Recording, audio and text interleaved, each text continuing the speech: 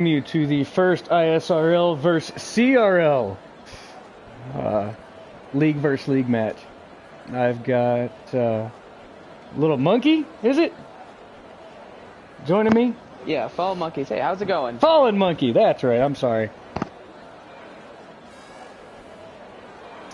What you see is the red is ISRL, CRL's running the blue liveries.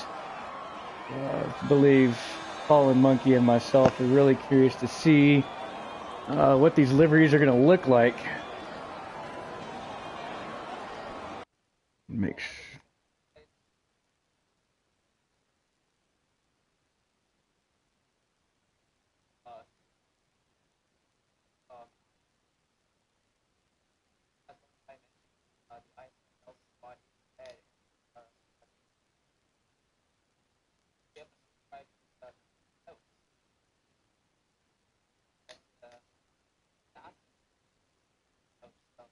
It is a banker lap, probably at the very least here in qualifying one. So tell me a little bit about Passassin, because I feel you probably know a bit more about him than I do. What can we expect to see from him here in this competition race here? Surprisingly fast. He's a youngin'. His dad is in the league as well. Oh, really? Yeah, he's kind of still learning this a little bit, but he's got good pace. Pretty good awareness. He's came a long way in the last couple months, and he was actually hand selected to be in this. I don't know how did you guys set up your driver list? I think we started out with, if I remember correctly, I think we started out with some volunteers and took some drivers who are willing to drive for it, and I think we looked a little bit at pace as well when it came to making some of the decisions, but I'll be honest, I'm not 100% too sure what came into this decision making, if I'm being completely honest with you on that one. Yeah, no, we for the last one that we did, we kind of let everybody try out, and this time around, we've been running with these guys for a while now. We've got a pretty good idea of pace. So we kind of wanted to hand pick our guys and see how that went for us. Okay, well, we'll see how that goes here as a lot of the drivers are looking to get their out laps done and probably get a first lap so we can get a bit of a pace or get a bit of an idea of pace here in qualifying one. But from what I'm noticing, Spa-Francorchamps, a very long lap, so we're having to wait a long time for the drivers to get on their out laps, but it looks like we're finally going to have some drivers that are going to be starting their flying laps here, so we can potentially get a bit of an idea of what the true pace is going to be here around Spa. And I'm excited to see what the drivers are going to do here. I'm personally riding on board with Aizen from the ISRL squad with a really nice red and white livery here from what I can see as he just comes around the first corner looking to go down Eau Rouge. So I'm going to keep an eye on him as he's going through his lap to see what kind of time he can put up. Yeah, I'm following along with Passassin as he's going to be our pace setter, see what his best lap is right now. Alright, so Aizen, unfortunately, he invalidated his lap time, so I'm going to switch over to ISRL Carter, another very fast Tier 1 driver for ISRL as he's just came through Radion in the Keble Straight, going through a little bit of this S section here before the downhill U-turn that I cannot remember the corner number or name. But another similar car to the likes that I saw of Aizen here, but maybe some slight differences there, rocking that nice red and white shade mix with the, I think it's the premium Tier 3 unlock. But who are you riding on board with? Who are you watching going around the track right now?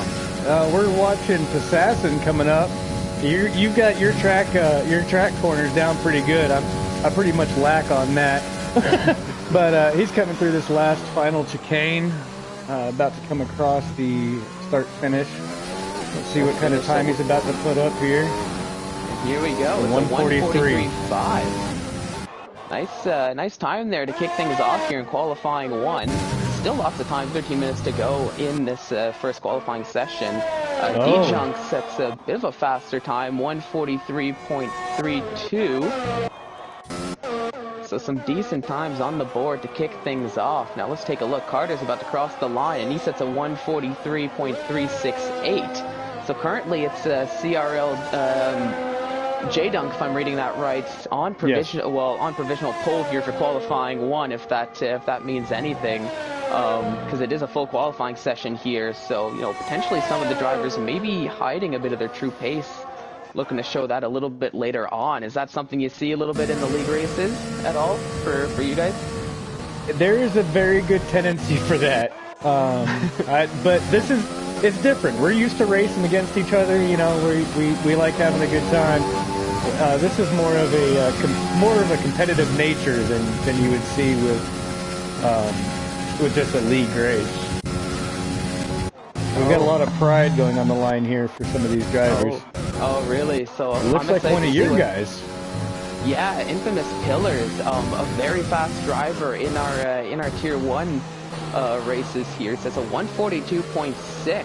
So really setting one of the more faster times a little bit early on here from what we've seen, given a lot of drivers in the 143s at the moment.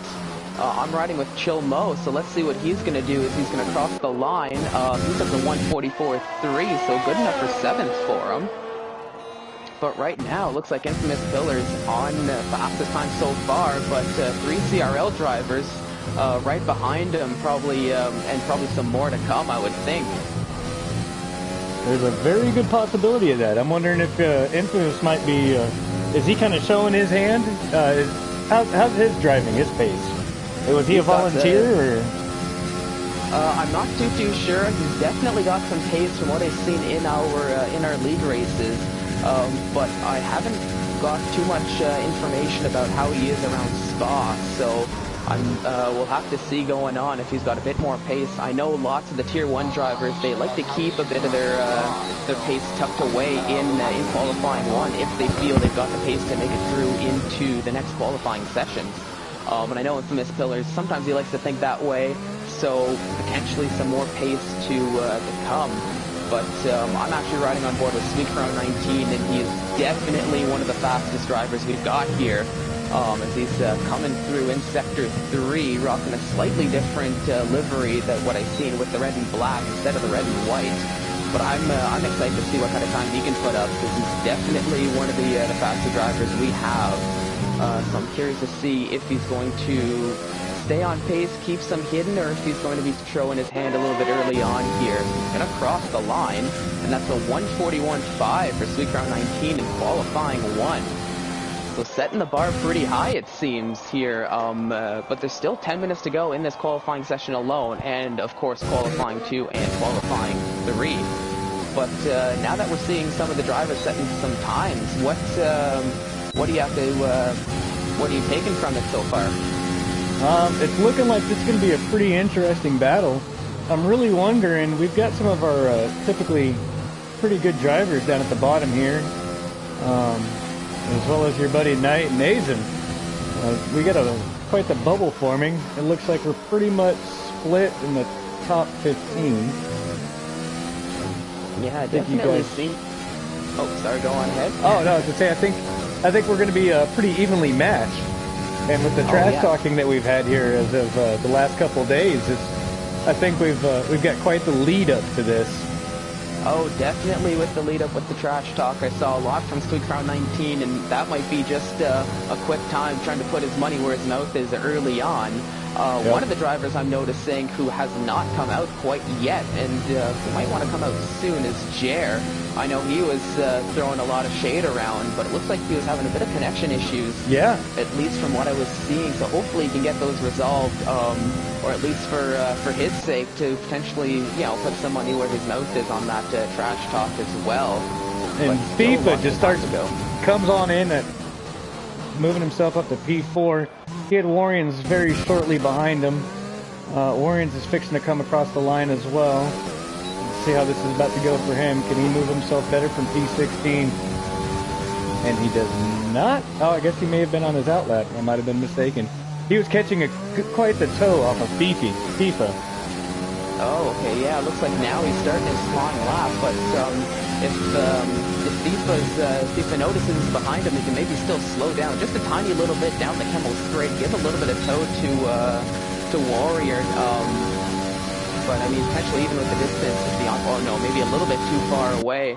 but still probably a little bit of toe in that start-finish straight, gaining a little bit of time. But we'll see what he can do as he goes around the lap.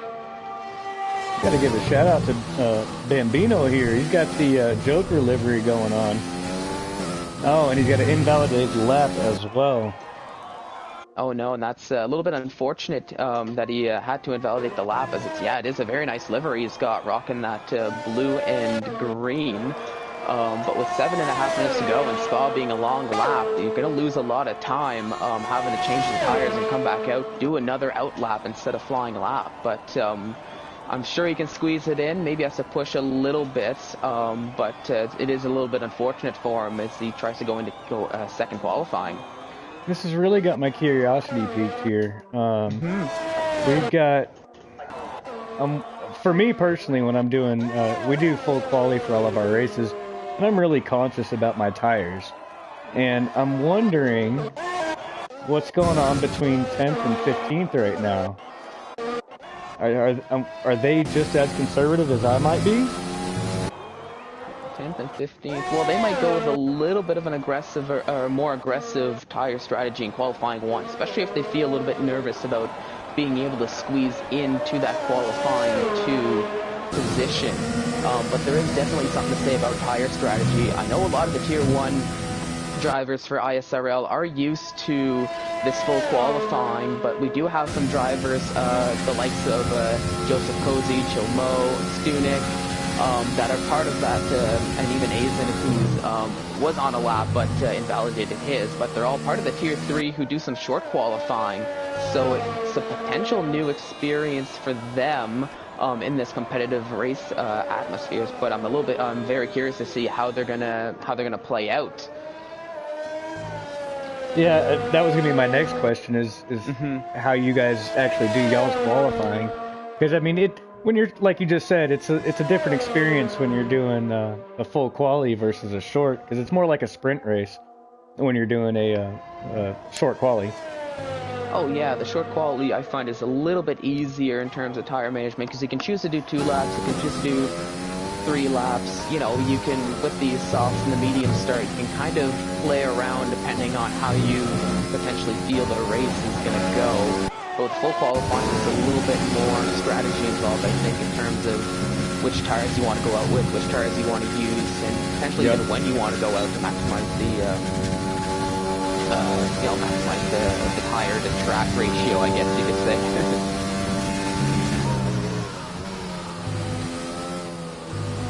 Let's see. I'm now following back along with Assassin, sitting in P10. P10, whereabouts is he on track? Nice. I couldn't even tell you the turn number. I'm sorry. I need to get better at this. Worries. That's been one thing that's been rough.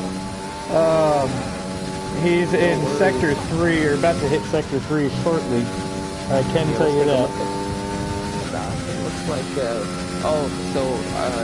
Assassin is going around Sector 2, coming near, one of those S turns. I don't remember the name, but it's the little, bottom portion of the Uzi on the mini-map from what I like to compare it to.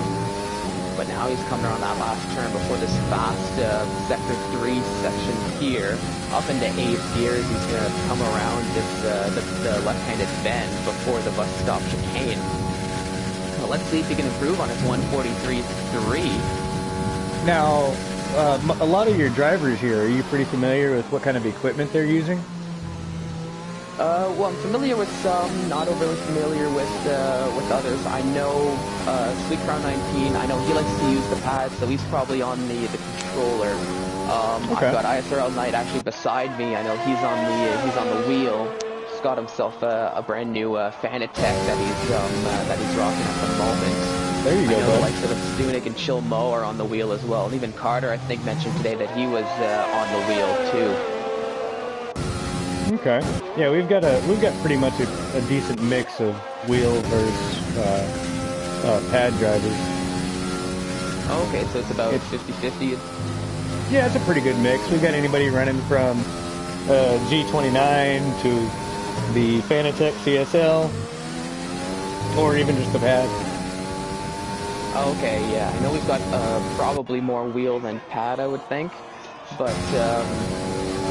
but I know in terms of what wheels everybody uses, it's very varied. We've got some Fanatec, we've got some G29s, we've got some Thrustmasters even, I would think. You know, it's a little bit of everything, from what I've noticed. Now, what would be your preference? My preference, I mean, I drive on the wheel myself, so I've definitely got the preference to the wheel. I use the G29, so it's definitely the one I'm used to. So that's probably what I go for, at least for the time being, since that's what I'm used to driving. But what about yourself? What would you say? I started out on I started out on a pad, obviously, and about a month or so into using a pad, I got so passionate that I started wearing blisters and stuff on my thumbs. So I got a T300, and I think, I don't know, maybe 2 to 3 weeks ago, I upgraded to the Fanatec. I've not looked back. Oh, I can imagine. I got to test drive the Fanatec today, and oh, it was nice. Wow. Moved up? Oh, Carter. That was actually ISRL Carter, who just finished a lap, sets a 142.7, and that puts him up into third place here in this qualifying one section. Yeah. And this is looking somebody else that set a time. I was not exactly expecting this. Now, granted, we barely have enough time for anybody to get a lap in. But it looks like CRL is kind of running away with the top 10. Yeah, it looks like it. We've got top 4. ISRL Knight just set a 143.2 up into 12th. But now with a minute and 10 to go, lots of drivers are out there setting their last laps of Q1. So we'll see if Knight is going to try to go for a better time, or if he's potentially just going to sit with this 143.2 in hopes that it's enough to put him through. But yeah, it looks like from 5 through 11, it's all blue, and it looks like for the most part a bit of a wall of blue between the red. Yeah, and it looks like Knight, your buddy there, is going to be right in between the middle. Oh, and he's out of gas. Oh man, I hate that. That's one of the hardest things to deal with is in doing full quality is, you know, you get down to for me personally, I get down to my last 2 laps of gas, and I want to keep pushing. I feel like I keep getting faster and faster, not only just because I'm getting lighter, but kind of getting a groove. All of a sudden, no more gas. Yeah. Yeah, but one of the I'm gonna have to say a bit of a heartbreak early on for one of the powerhouses here is Jer. I know he was talking a lot of smack. He invalidates his lap here, and with 6 seconds to go in this first qualifying session, it doesn't look like he's going to be able to make it through into qualifying 2. So not what we were hoping to see here, at least on the ISRL side. But you know, qualifying, it is what it is. It's qualifying. There's still plenty of time left here in the session, a full race to go. So we'll see if he can rebound come race time here. Yeah, and it doesn't matter. Qualifying it puts you in a spot, but it doesn't really show you the pace. So I mean, there's still an opportunity for him to come from the bottom up to the front. Just gonna have to see what kind of traffic he ends up with. Following a Stunik, which I jokingly and lovingly call him Asterisk. It's a lot easier to say as he's coming across the line himself. Up into 12. Oh, and he moves himself into 12th, putting Iceman and Stig, 2 blues, outside the bubble, and I believe both of them. Oh, no. Iceman has got a fight, and so... Oh, Stig looks like he just put in his lap and couldn't better. Yeah, BLK, Stig, Stig, oh my goodness. I need my glasses, but yeah, Stig, unfortunately, it looks like that's the end of qualifying for him. Iceman potentially crossed the line in time. I'm not 100% sure. He's got the ERS going all the way, so it looks like he's potentially on a lap. But you've got Knight right now on the bubble, with Azen looking very close as well. But I think now with the end of qualifying 1, it looks like Jer's out from what I can see. Chill Mo with an invalidated time, he's out of qualifying. Joseph Cozy on an out lap, but I don't think it means too much. He's out of qualifying. It looks like Stig and, for the moment, Iceman. We'll see what happens when he crosses the line. If, because I think he's the only variable right now. And, oh, look at that, up into 12th. Well done, sir. So there you go, that's pushing Knight Knight out of qualifying. Well, I want to give a quick shout out. Looks like we've got JK checking out our stream. He's actually our league owner. Buck 3123 giving a shout out. Looks like Vito, one of y'all's guys, giving us a shout out on our stream. And Op 2020, sorry bud, this is a league versus league race. I hope you sit back, enjoy a cold drink, whether it be a soda pop or a beer, and enjoy the entertainment. Warriors has a fan in the stands, and so does Iceman. I'd like to thank all you guys for sitting here watching this with us.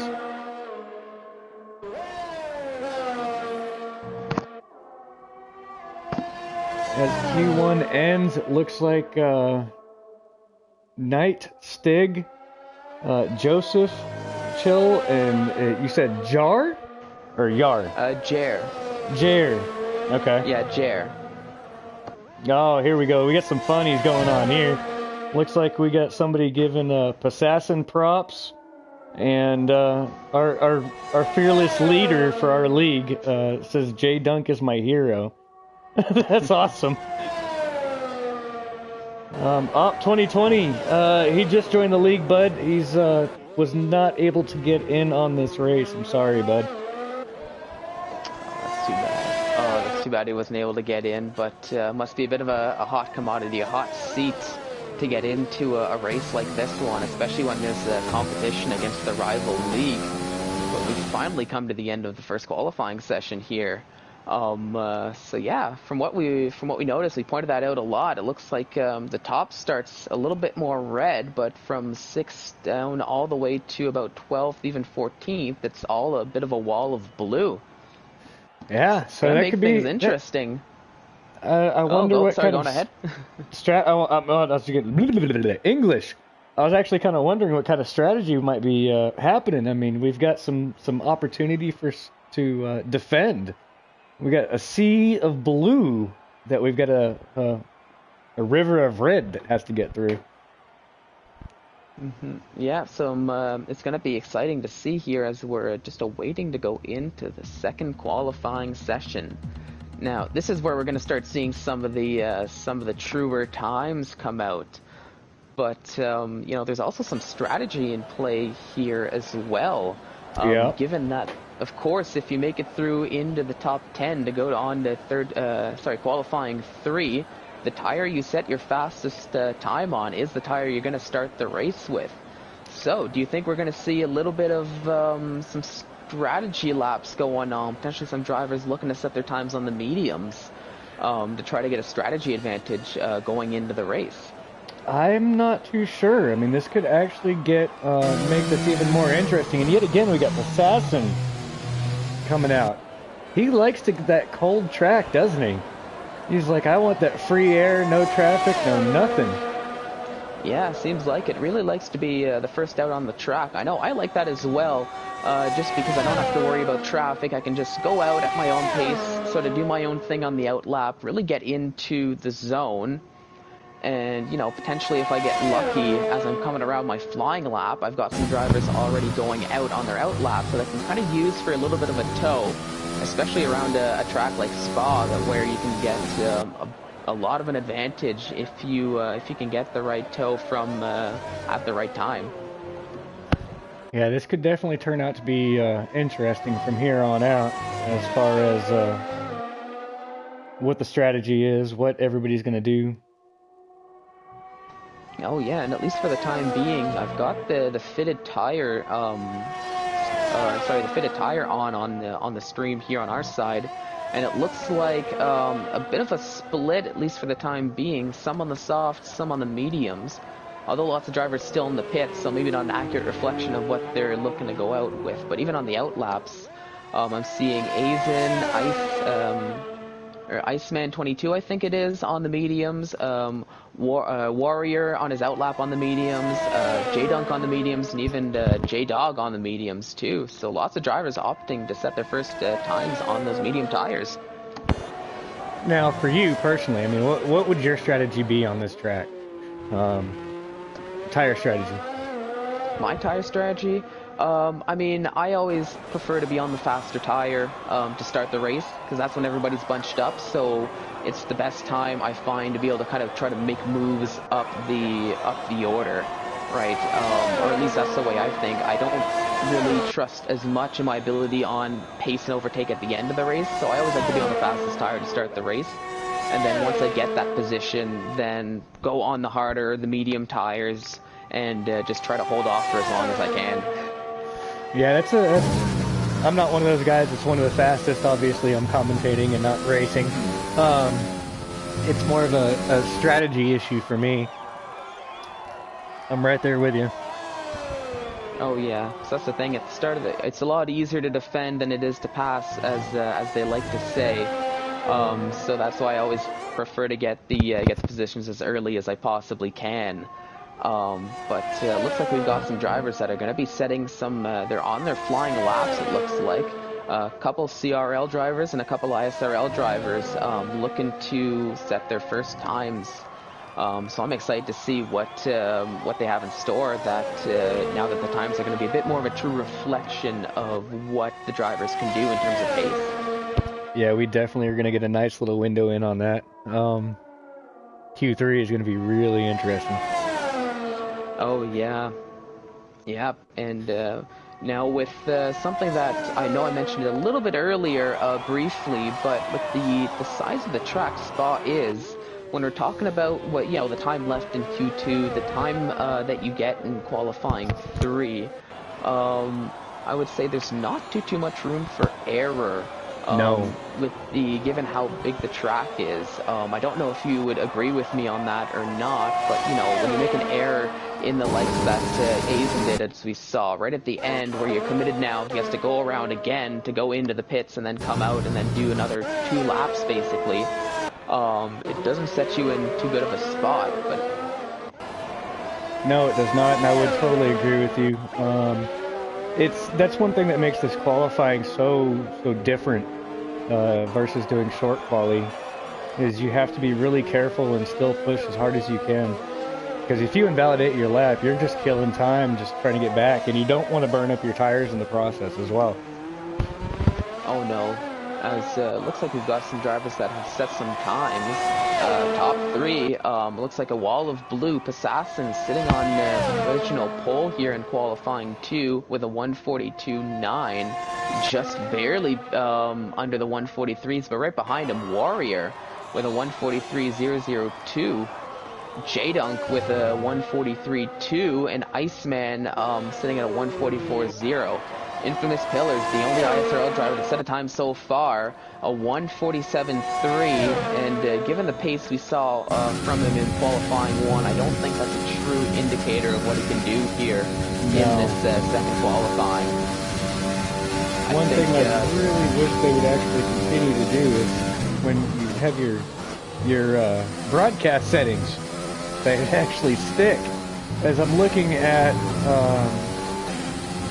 looks like a mostly medium tire field. Yeah, lots of drivers on the medium tires, at least setting their initial laps on the medium tires. But with still 9 minutes to go, who knows? There might be a bit of another tire switch to the soft for the later stages of this qualifying session.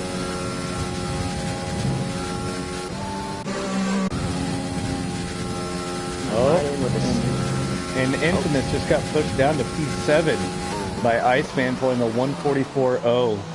And I'm right there with you right now, bud. It seems like, as I'm watching Infamous go into the pit, I'm wondering if he's trying to hide something here.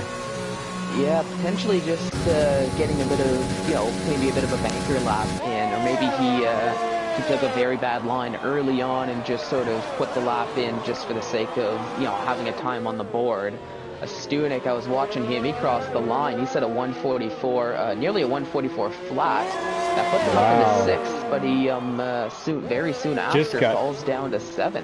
With JJ Dog coming in at a 143.29.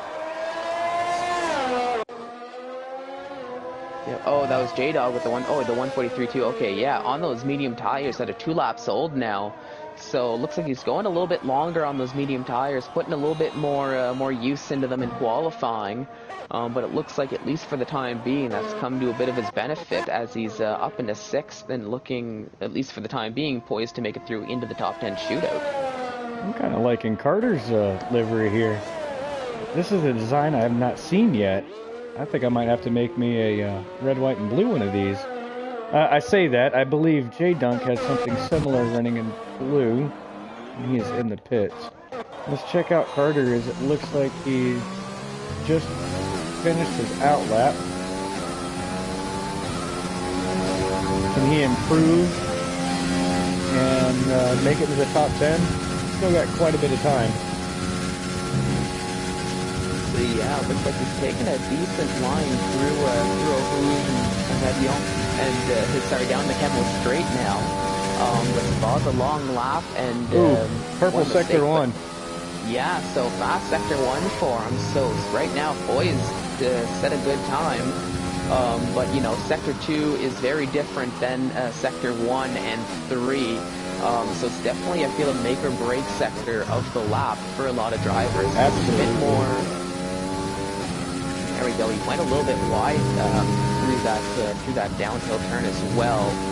Not what you're hoping to see, but it looks like he had a decent recovery now as he's coming through the, I guess, the bottom portion of the track when I'm looking at the mini-map there. So he's got a yellow sector ahead of him. Oh, okay, looks like we may have had a passing going on. Yeah, just some drivers on in-laps or out-laps, letting other drivers through. You love to see that courtesy of the drivers on track, and the awareness of knowing, okay, drivers coming up, they're coming up pretty fast. Absolutely. They're probably on a flying lap. Let's not get in the way. Let's just get out of the way, let them go, and then I can just go on my merry way. Everyone's happy, no complaints. You love to see it. Oh, absolutely. It's about respect. We want, and Carter moves himself up into P7. 143.423 on the medium tires too, so not a bad time, but still 140. Sorry, go for it. ahead. I'm sorry. Oh, I was just saying, still Assassin's 142.998 is the time to beat, but we've got Sucron 19 is about to cross the line. There we go. It's a 142.1 as he shoots himself up into first on the medium tires, no less. Infamous looked like he may have broke a little too late. Maybe didn't get to keep the rotation going through turn 1. Turn 1, oh, so not the start you're hoping for if you're Infamous Pillars. But we'll see how he does coming through the rest of the lap. Looks like he's getting a little bit of help from his teammate there. Yes, he is. Getting some tow down the Kemmel Straight, so that'll definitely potentially make up a little bit of time that was potentially lost in that first turn for him.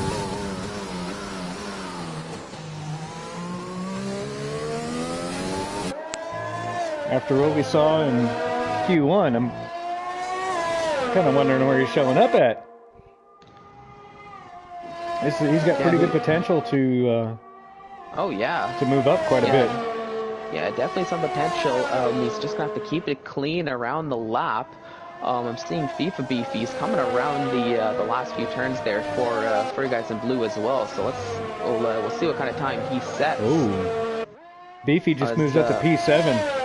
Up into 7th, so not a bad time with the 143.2. I was able to switch back to Infamous Pillars just in time to see him set a purple sector 2. So definitely faster than that 147.3 he has on the board. But as he's coming to the bus stop chicane, we'll soon find out what kind of time it's going to be. And with 3.5 minutes to go in qualifying, it might have to be a bit of a make or break time for him. And he moves himself into P2. Up into 2nd with a 142.6. Right now it looks like we've got 2 CRLs. Oh! And Sophion with a 142.3, albeit on the soft tires rather than the medium tires of the likes of Sweet Crown and Infamous Pillars. And it looks like a few of the other drivers as well when I'm looking at their best time. Yeah, Warriors and some of the other drivers on the medium tires, but still a decent time. And now with 3 minutes to go, it's a 1-2-3 ISRL with 4 through 10. looking to be the CRL drivers for the time being. Yeah, it looks like we're pretty split as far as the bottom P10 through P15. It's 3 CRLs. I'm sorry, 3 ISRLs out and 2 CRLs. We'll have to see. It looks like we get Equas coming out on a out lap. Looks like Carter is on an out lap. Yep, and I wouldn't be surprised if we see the likes of Carter, Equa, Stunik, Iceman, and Hazen all come out on some laps, and even probably some drivers that are close to the bubble. I'm thinking J-Dog, FIFA, J-Dunk, probably even Bambino, I would think, that are probably going to come out again in these later stages of second qualifying to try and improve on their time, because nobody wants to be left in those positions through 11 to 15 and not being able to go and do your qualifying 3 session. Oh, Azen just retired from the session. Did we see what happened there? I didn't quite get to see what happened with the likes of Azen retiring. I'm not 100% sure if it was internet issues. I'm going to keep an eye potentially on the stream just to see if anybody has a little bit of information from the pit wall of what happened to Azen. But that's not what you'd like to see here with a minute and 20 left to go in qualifying 2. And from what we can see here, no time on the board. Stunik seems like he's trying to warm up his tires up on this out lap. Let's see what he can pull off coming up. I'm trying to figure out where everybody is at the moment. Some drivers, a lot of them are coming through sector 3, maybe potentially starting a flying lap or finishing a flying lap. As we see, Iceman just finished his, so he's going to be trying to better himself to get up into the top 10 spots. He is one of those drivers that can sneak up from behind you pretty easily and be in the back and get to the front pretty quickly. Kind of wondering who it is that he's catching a toe off of. I see red. Nope, it's blue. He's got Mr. Dunk in front of him. Jay Dunk. He's got a little toe from him. Like we were talking earlier, a little teamwork. Yep. Yeah, some teamwork never hurt, especially in qualifying when every thousandth of a second counts. When you get right down to it, and getting that toe down the Kebble Straight, one of the fastest portions of the track, is definitely going to come in handy for the time. As there's FIFA Beefy retiring from the session, potentially looking like he's satisfied with his 143.2.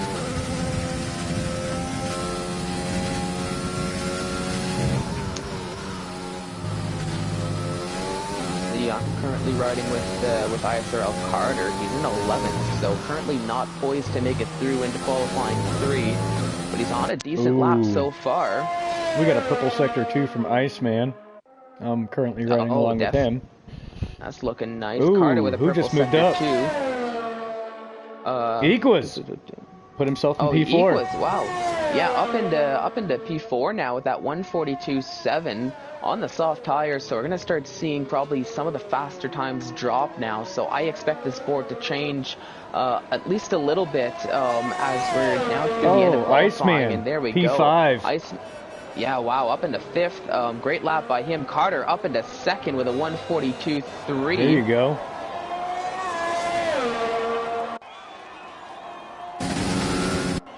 Let's take a look. The times are definitely falling now. And that's a Stunik up into 6th with a 142.7. So it looks like 1, 2. Yeah, so we're breaking up that blue. And it looks like, at least for qualifying 2, other than Azen, who it looks like potentially had some connection issues. Oh, unfortunate. Which is very unfortunate for him. It's a 1, 2, 3, 5, and 6, but it looks like there's still potentially some drivers that have that need to set some times. Oh no, going into the pits. So I think now we've actually come to the end of qualifying 2. And it's been exciting so far, and as we're going to go into qualifying 3, that's where things really kick off, I think, I feel. So we're going to start seeing the true pace And I think things are going to get a little bit hectic down when we get down to the wire of qualifying 3. And you know, I really wonder at this point if our tire strategy choice here. Looks like most folks are on 1 lap softs. That's going to come into some major play come race time. Oh yeah, no, I'm actually looking at the. Oh, sorry, go on ahead. No, go for it, bud. You're good. Oh, okay. I was just saying, I was looking at the best when I was looking at the details or the best tire or the best time tire thing. Either way, it looks like Sweet Crown 19, Infamous Pillars, and it looks like that was a Warrior are the only 3 drivers who set their best times on the medium tires. So they might have an advantage, the 3 of them going into the race compared to everybody else who's on the softs, because they can go potentially for much longer than a lot of these other drivers that are making it through into this top end shootout that we are just awaiting to load into. What I am just now finding out from one of our drivers is the track is cold at an average really? of 78 to 80 degrees, so that might be why they all switched to softs. As we look at, well, let's see, we got 1, 2, 3, 4, 5. We had 5 folks on mediums. So maybe the soft tire strategy is working out because the track is cold. Oh yeah, and especially with the track is cold, potentially with the evolution as well, keeping those soft tires to the end. But definitely the cold track, the medium tires, it's a lot harder to get into that operating temperature compared to the likes of the softs. It's gonna be really interesting. Sweet Crown holding P1 down on mediums right now. Yeah. Like I said, like I had mentioned, he's definitely one of our fastest drivers we have here in ISRL. So I do have to give a bit of a shout out to him on the stream. He is leading the championship so far in Tier 1, no less. So definitely expect him to turn it to another level here come qualifying 3. And even Infamous Pillars, we saw he had some hidden, some hidden pace. And here in qualifying 3, I'm sure he's going to try to break it out. We got 2 drivers coming out here. And we got Sweet Crown. Just got another message through our stream. Mediums are right there, he's saying. So I'm not too sure. With softs being the tire of choice. As we sit here and watch how things are fixing to get heated up, even though the track might be cold, this is the time that the pressure is going to be on. Oh yeah, the track potentially is at its coldest, but temperatures in the cockpit are probably going to be at their hottest here in qualifying 3. Okay, that was bad. I know it's bad. It's fine. Let's just move on from it. I didn't hear nothing. I don't know what you're talking about. No, with 12 minutes to go, probably only going to see 2 true laps from a lot of these drivers, I would think, especially with, as I said, Spa-Francorchamps being the size of the circuit, really 7 miles, I think it is. So lots of time to go around the track, so not too much time to set some good laps. So definitely going to have to keep it clean. And have that pace ready for qualifying 3. This is going to be the one that actually lines our grid up. It's going to be quite interesting to see. As you say, you think you believe it's 7 miles long. Is that right? Yeah, I thought it was right around 7 miles long, maybe a little bit more than that. Okay, I'm trying to look that up because you've actually got my curiosity piqued. Because I do know it is one of the longest tracks as far as the schedule goes. But that is one thing I do not know. Yeah, so let me know when you find out, as we're riding with some of the drivers that are looking to set their flying laps now. The likes of Assassin and Sweet Crown 19 and Warrior now all starting their flying laps, and more are going to follow suit. So let's see what the first set of times are going to look like. So it's 308.052 kilometers, which, yeah, At 7.004 kilometers, circuit length is 7.004 kilometers, which translates Okay, kilometers. into... Oops, I got the unit of measurement wrong. Let's see this real quick.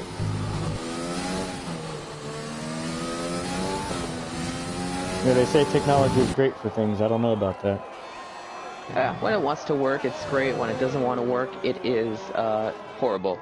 That's fact. That's my bit on that. But nothing gets me more angry than not working technology. Fun fact about me. So 7 kilometers is 4.35 miles. 4.35 miles, yeah. I mean, that's still I got a pretty the long 7 drive. right. Oh yeah, still pretty long. I got the 7 right.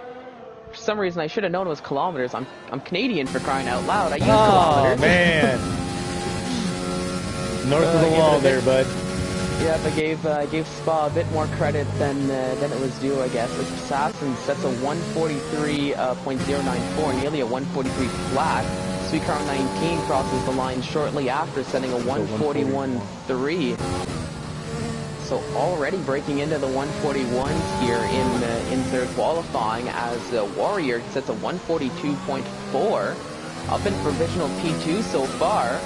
But more and more drivers are going to be setting their times fairly soon, I would think. Yep, Iceman's about to follow it up and come across the line himself. Let's see what he's fixing to do. Yep, looking very fast in qualifying 2. What's it going to be as he crosses the line? A 143, 143.2.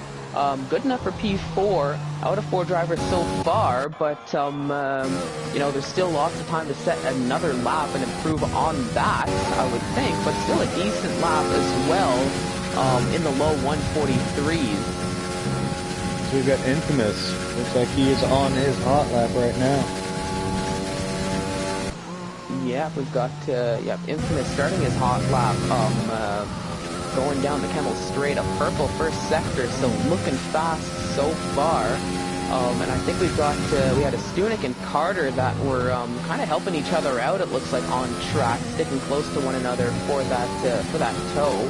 Sadly, a Stunek has a invalidated lap time. Yep, you took the words right out of my mouth there. So not what a Stunek was hoping for in qualifying 3.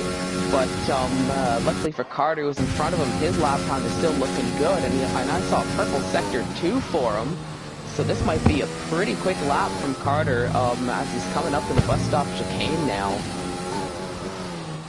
So 141.3 is the time to beat when he crosses the line. What's it going to be? Carter. 142.4.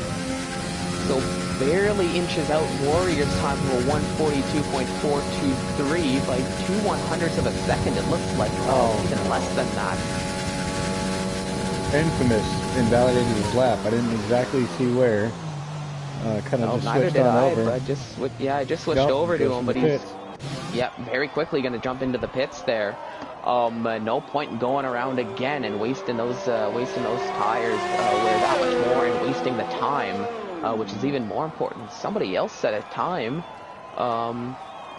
Was that Iquaz, I think, with a 142.7, so up into 4th, if I'm seeing that right. Yeah, that was Iquaz. This is pretty nice to see. It looks like we're pretty divided in the top 10. It's our top 5 and y'all's top 5 right now. It's not heavily outweighed. Yeah, so pretty evenly matched so far here from what we're seeing here in qualifying 3. But still, at least here in this mini tournament of this qualifying 3 session, there's still 4 drivers who have yet to set a time, so we have yet to see where they stand in the likes of the rest of the 6 drivers who have set times yet. Just kind of interesting. I'm wondering if they haven't set times. Like we saw a Stunek, he was invalidated his lap. Infamous invalidated. I did not see what happened with Sophian. Sophian. Sophian as I call him on stream. There you go. But I think he invalidated as well from what I saw. But they're still in the pits, and I think they're potentially timing when they want to go out. potentially looking at helping one another in the form of that tow, and potentially even waiting a little bit more for the sake of that track evolution, so they can be on track at the quickest possible time. But with 4 minutes to go in qualifying, it's really now's your chance or bust. As Big Bambino, he set a purple sector 1. So it looks like he's on a pretty good time so far. Currently in 7th, but has yet to put a time on the board. I just got an interesting photo through our Discord. Oh, did ya? Yeah, Warriors doesn't have a car. He's got a shadow and tires. Oh, gotta love Cody's. interesting. Yeah, very interesting.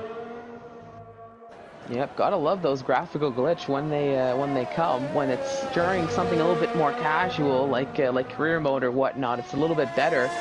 But in this high stakes environment, you can't. You definitely don't want that. Much like I'm gonna get his name wrong. Jar. I kind of want to call him Jar Jar Binks. He had several connection issues. Didn't even make it past Q3 or Q1.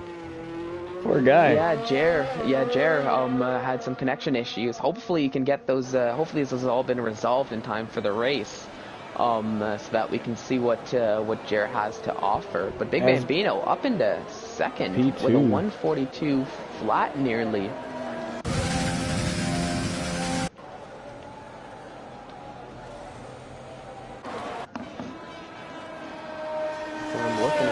We've got Sophion coming out on his outlap now, just getting those tires warmed up. So do or die situation for him, as Big Bambino happy with his 142 flat nearly, and retires from qualifying. So we'll see if that P2 is going to hold up, as more and more drivers coming out on their outlaps now. Infamous on his way out. Looks like our P8 through P10 ISRL guys are trying to time it just right. Yeah, definitely looks like it. I'm seeing, I believe it is a Stunik and Infamous Killers out there together down the Kettle Straight, so potentially a bit of teamwork amongst the two of them for their flying laps. Stunik's pulling over for Infamous. I guess Infamous is behind him, so that means it'd have been, I'm gonna butcher his name, Sophion was in front of Stunik. Yeah, the Sophion's out there in, coming near in Sector 3 now, going through this back portion, very quick back section of the track before coming up to the bus stop chicane. Carter, he's starting a lap himself, looking to improve on his 142.408. So as he's going down Eau Rouge, I'm excited to see what he can do and what he can bring to the table in these dying stages of qualifying here. Looks like most of our CRL guys are Assassins in the pit. Warriors is on an outlap. Equus on an outlap. So is Iceman. So it's equally a fight between... Oh no, Iceman's got an invalidated lap time. Oh, that's not what you want to have happen this late in qualifying 3. Especially when you got 3 guys in the back. Oh yeah, was that near the end of the lap, or was that right at the beginning of it? Wasn't sure. I just kind of flipped on over to him and noticed he had a invalidated lap time. Oh, okay. No, so definitely not what you want to have, but if that's Iceman, he's on an outlap, so he can, he's got some time now, just barely if he crosses the line on time. It looks like he did. Yep, there he is. As, now he can go for real and set a true time, as the times are going to fall now, so it looks like every driver other than Assassin is out on track looking to set a flying lap. Who's going to be coming around first? It looks like that's Carter, who invalidated somewhere along the way. Oh, no. So he's going to have to settle for his 142.408. I just quickly switched up to Sweet Crown 19, who he just set a purple sector 1, so we'll have to keep an eye on him. Warrior, he invalidates, so not what he was hoping to see. Equa still on a good lap, but I'm looking for this, who is this? That's Sophion on a good lap as well, has yet to set a time, so what's it gonna be as he's coming through the bus stop chicane? And that's a really nice red and blue livery he's got there. I really, honestly, I really like the livery as he crosses the line, a 142.078. Good enough for second. But now, who's this? Was that? Oh, that's Warriors. No, that's Equaz has got a tow from Warriors right at the end of his lap there. Comes around the bus stop chicane himself. What's he gonna do? Crosses the line. It's looks like a 142.5 is his best time. So staying in sixth for the time being, as more drivers as Stune crosses the line, a 142.7. Good enough for seventh, and Infamous Pillars actually doesn't put a time on the board, down there in 10th. I'm actually kind of curious about Sweet. He has P1 pretty much locked down, and yet he still continued to decide to use his tires. Are you familiar with him as a driver? I mean, is he usually this aggressive? Oh yeah, he's definitely an aggressive driver. He likes to flex the muscles a little bit. And he is very good with his tire management as well, and I'm sure that's something we'll see from him in the race. So he doesn't really worry as much as some of the other drivers about the tire wear, and okay. Especially in qualifying 3, where you can give away one of the, you get that free set of tires at the very least. So, I mean, if it's one set of tires that he loses out on, I think for him it's not the end of the world.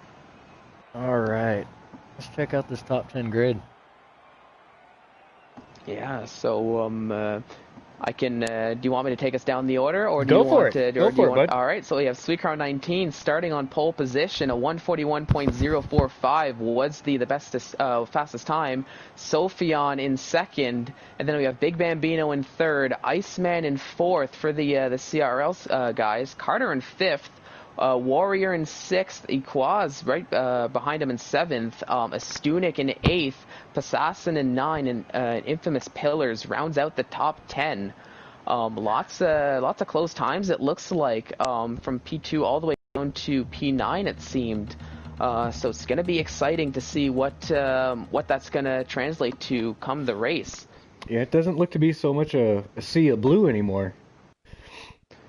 No, it's a bit of a mixed grid, and now that we're going to see the full grid now in action for the first time, and something we haven't really spoken too much about, and I might get a little bit of insight on this as well.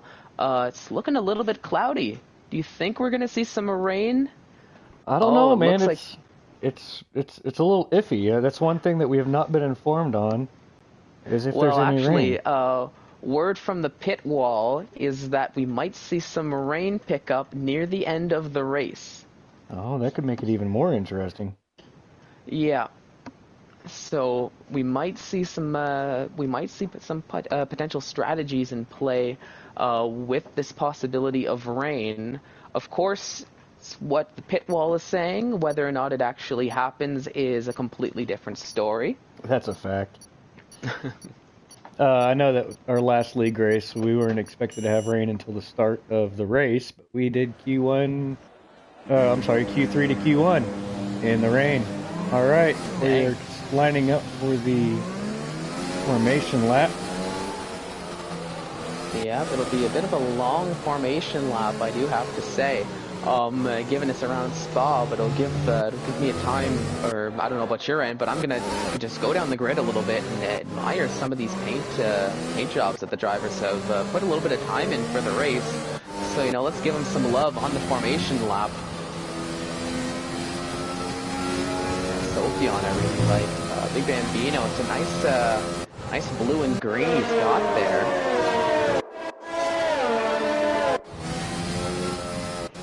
Unfortunately, my broadcast camera is not working out to my favor to check out these liveries. Oh no, neither is mine. Oh, now I get the helicopter cam. Oh, there we go. Oh. I mean, Carter looks like a nice old livery he's got there, with the red and white. Iceman I really like too, with the blue and white he's got going on there. Give a shout out to Assassin for wearing my jersey number there. Hey, there you go.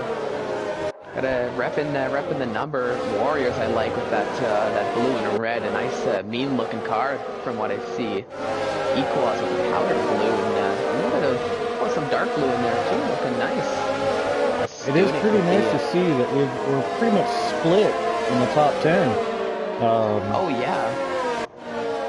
I wish that kind of breaking off a little bit. It looks like Azen and Knight are going to have quite the battle fighting through the blue. Stig's going to have to fight through some red. And going to be, sadly, on his lonesome back there as he is surrounded by red.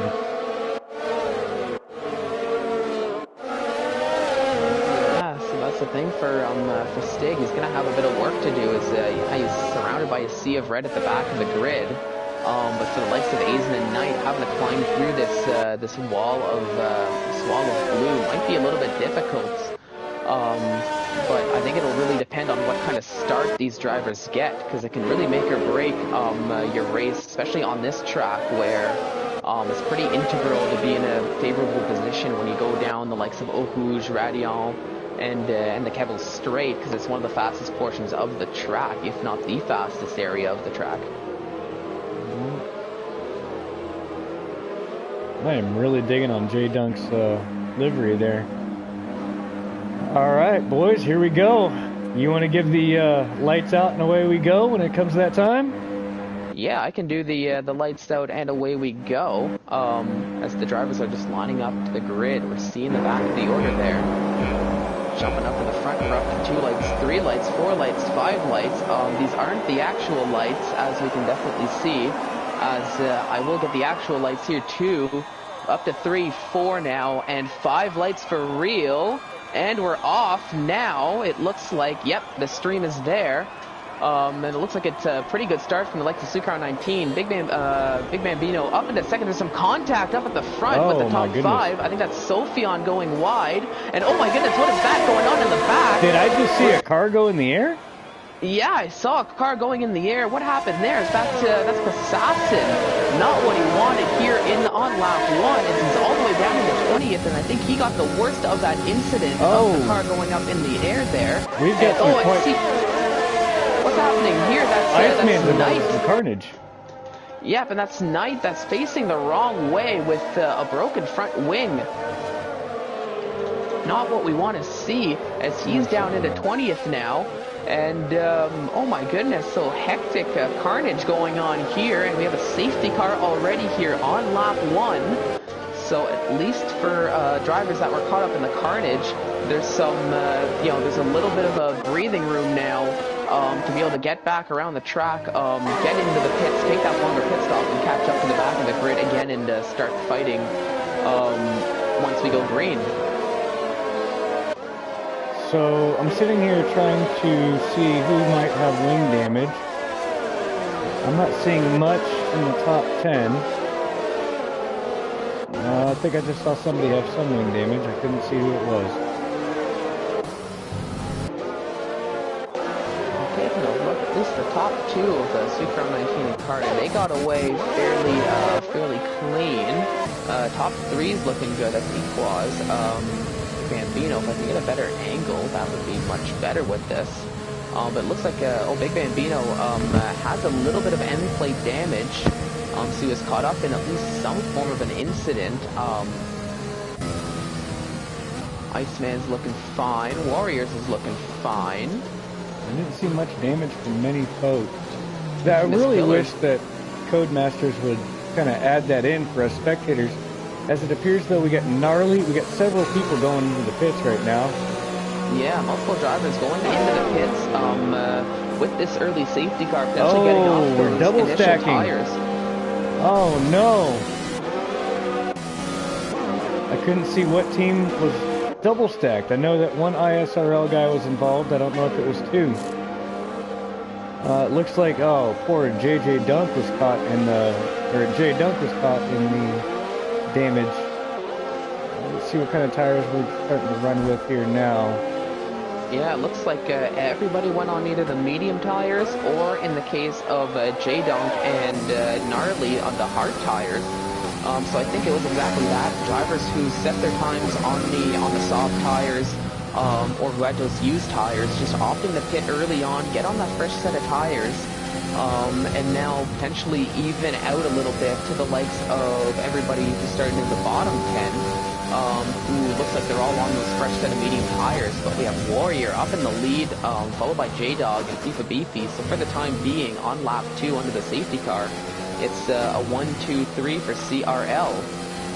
And it's quite interesting to see Gnarly, 2 CRL guys, Gnarly and J-Dunk are on hards. It'd be quite interesting to see what kind of, how this plays for them. Personally, I don't like hards. It's like driving on ice, no matter whether you're on the fresh hards or the old hards. I don't like them. I mean, I don't mind using them, but if I can avoid them, I'd rather be on the medium tires. But sometimes with the strategy, it's potentially the smarter option to get on the hards, just to go that extra time longer. With the rain coming up, it might not be crazy to think you just ride the hards all the way to what could potentially be time for intermediates. Yep.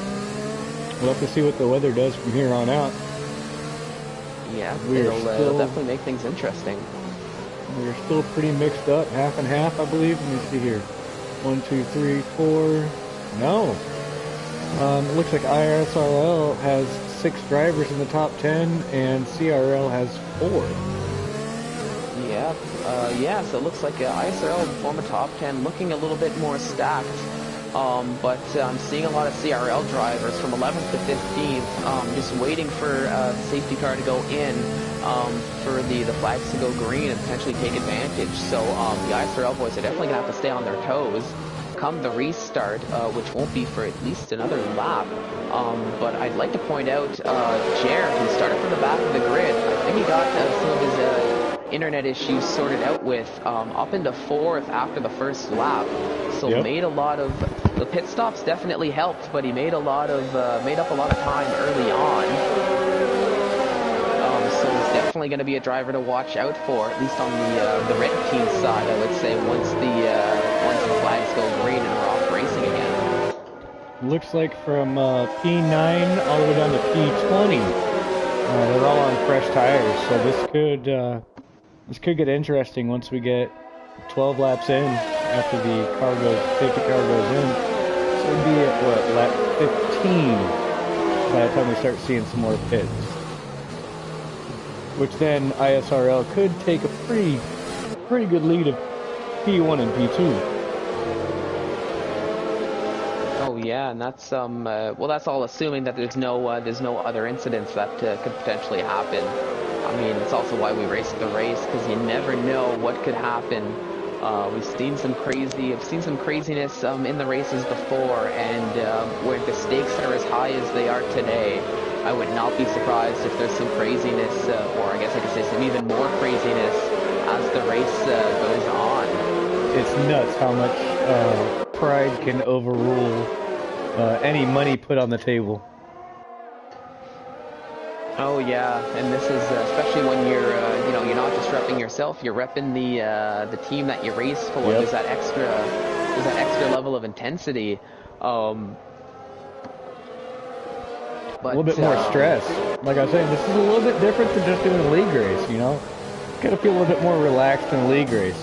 But when you know you're one of 10 drivers to rep your league, the heat gets turned on. You start turning into a crab being thrown into boiling water. Oh yeah, and it looks like a safety car is coming in this lap, so we're going to see some racing by lap 4, as we already see Warrior becoming the de facto safety car and letting the safety car just waltz its way into the pits so we can get a nice clean restart. So now it's a matter of when is he going to decide to crank up the pace and get that restart done. I'm sitting here following along with JJ Dog, seeing if we can get a nice little insight into that. I would bet he's going to take this, oh, there we go. Get through this chicane here. Yeah, it looked like he picked it up right as he was going into the chicane. I mean, caught myself off guard, but it looks like the likes of J-Dog was still on point. FIFA Beefy a little bit behind, but Jer's right behind him, it looks like, as we're just starting up back into racing. But Warrior, just the restart perfectly, still up in the first, and the top three remain unchanged. And Orions is just gaining distance on these guys.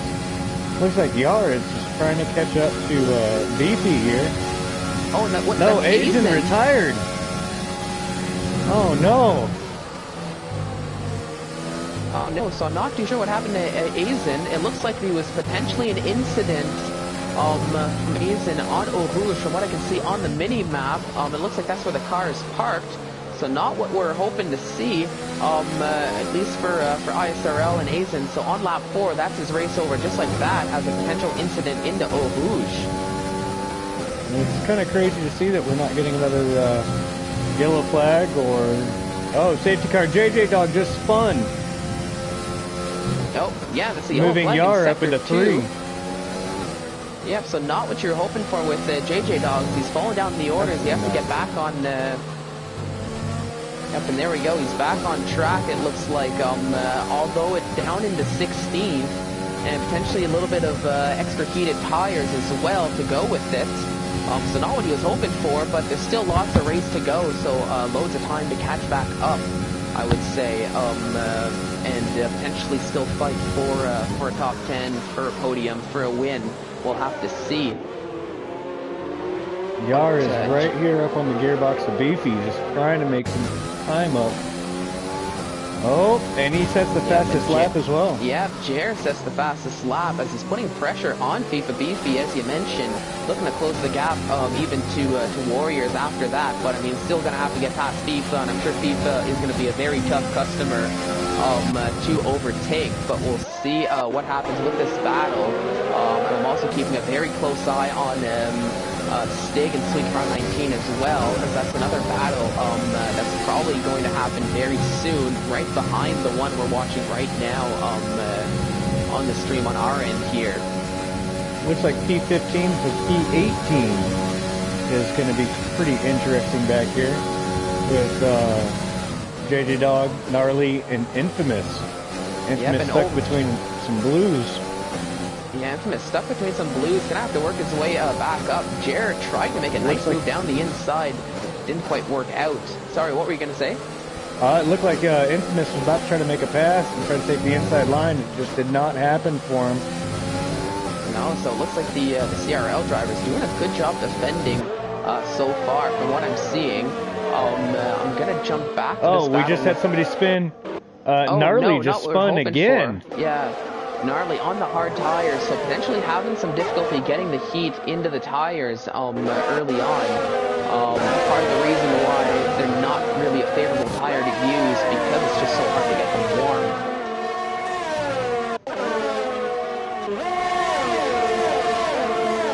We are not seeing a whole lot of separation in between drivers. Oh, and we have Iceman working on making a pass on Joseph.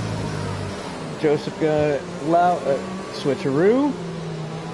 No. Yeah, a little bit of a... No, but it looks like Joseph is holding on to that 10th spot, at least for the time being. But on his toes, knowing Iceman is right behind him and just waiting to take that spot from him.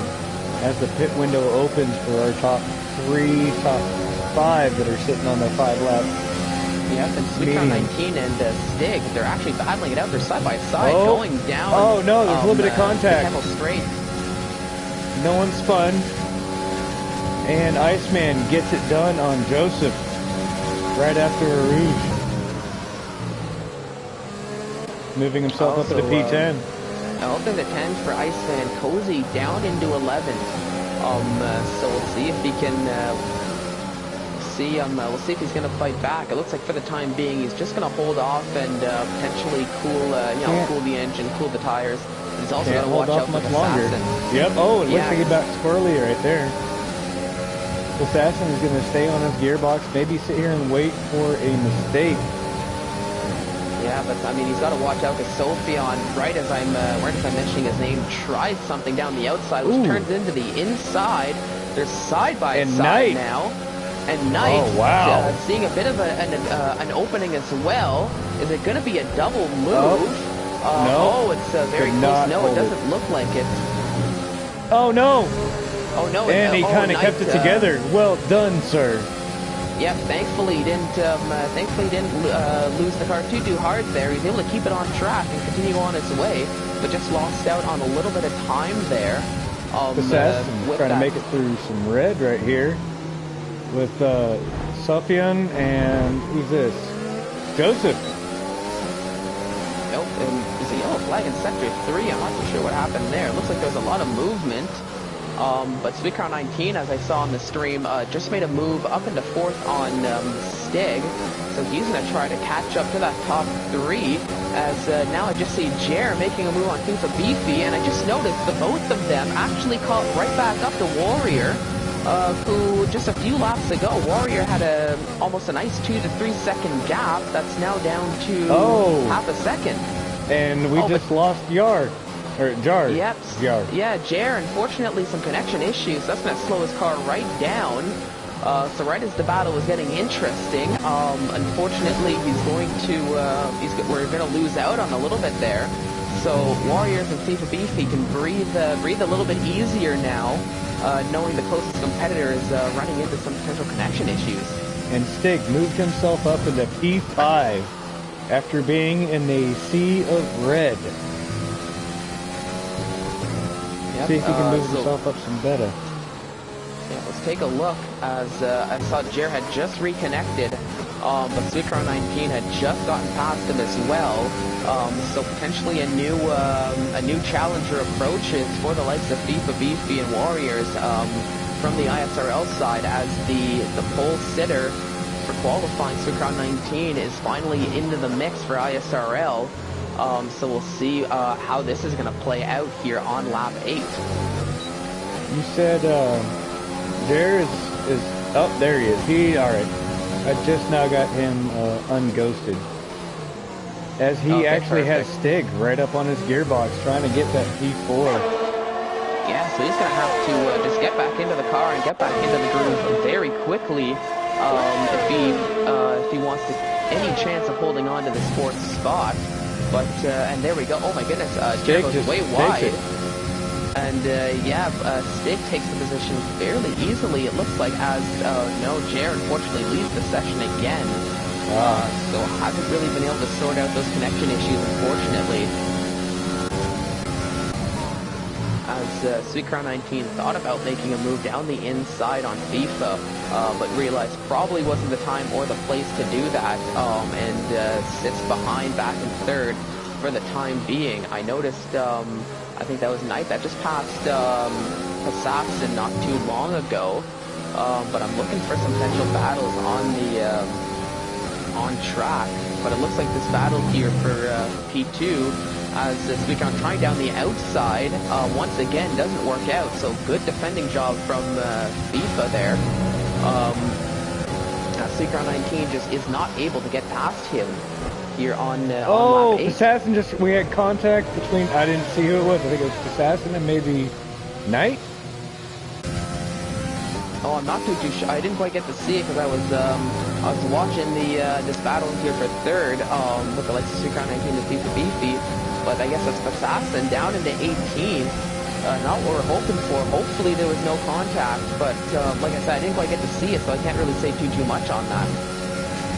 Alright, now we got J Dunk coming up on Joseph, trying to make a pass on the outside, and it looks like he's trying to hold it down. He's got some red he's got to get through here. And he could not make it. Trying to better his P15. He's got quite a bit of red in front of him. This is where teamwork is going to come into play. Oh yeah, and I mean, Astunik is stuck there right in the middle for the red team. But that might have a bit of an effect. But if you're J-Dunk and J-Dog, is going to have a lot of work to do, as you've got, looks like 5 different red drivers to get past and work your way back up the grid. But it looks like Sophion had just made a move on Iceman, so Sophion up into 9. Oh! Joseph got a little squirrely, little front contact on Dunk here. Yeah, it looks And like Dunk it. is taking the inside line. It looks like those tires of his might be starting to finally wear out. Joseph, that is, as he makes the pass. And then Joseph spun. Oh no! Oh no! So I don't think there was contact. I think Joseph just ran the curb just a little bit too much. Lost grip of the car, and unfortunately for Joseph, he's all the way down into 18th now, with some very overheated tires now after that spin. So not what he was hoping for, as that very easily promotes J-Duck and J-Dog up into 14th and 15th respectively. And here we have Equus trying to make his pass on, I'm going to butcher his name again, I've done it each time. Jar? Oh, Jer? Jer. Looks like both of them have DRS. They both have DRS, so potentially not too much of an advantage ERS. either way.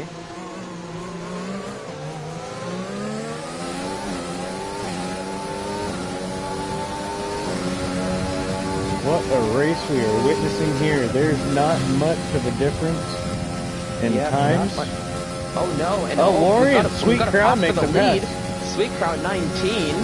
The full time setter just passed Warriors down the Kettle Straight with the help of DRS, and he's up into first place now here on lap 10. But there's still half the race to go so far, so still lots of racing left here. No, with Warriors on the older tire, I'm kind of wondering who's going to pit when. Is he going to hold out for Sweet and try to hold it, or is he going to try to pit early? And what is he going to go to next? Because at this point, I don't know if I would even attempt to try to pull off Sauce. No, well that's the, I don't know if the Sauce would be a good option now with, because there's still 12 laps to go. So at least for the time being, you might want to hold off on those medium tires and potentially wait and see what happens in terms of the rain as well. That looks like the cloud cover's starting to grow a little bit from what I can see here on the screen. So we might start seeing some rain sooner rather than later, potentially 5 minutes or so from what I'm getting here from the pit wall before we start seeing some rain on track.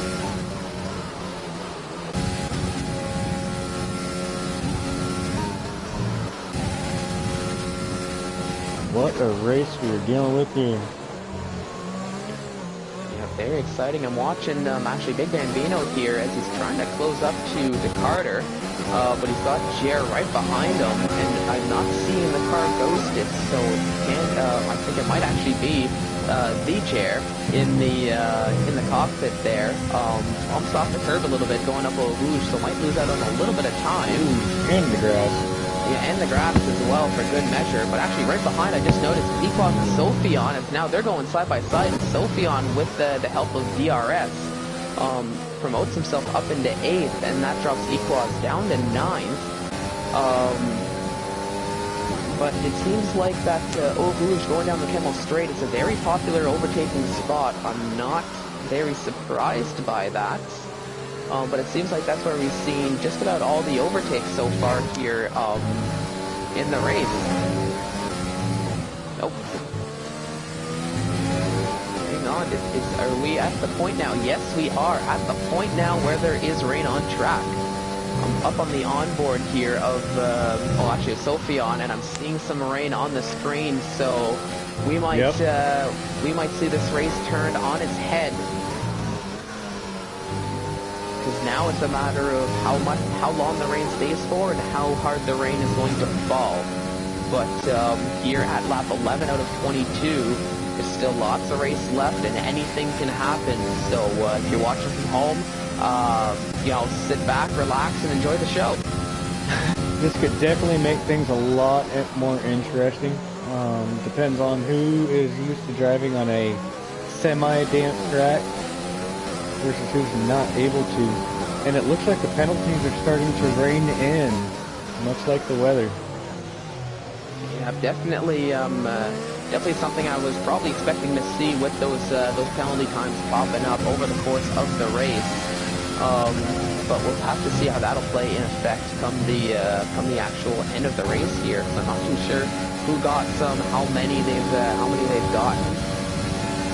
but it's definitely a bit of a wild card as we're coming, well, I guess, I wouldn't say slowly but surely, but we're coming up to the finishing of the race, and that's Joseph Cozy taking a gamble, putting on those intermediate tires very early. Already? Wow.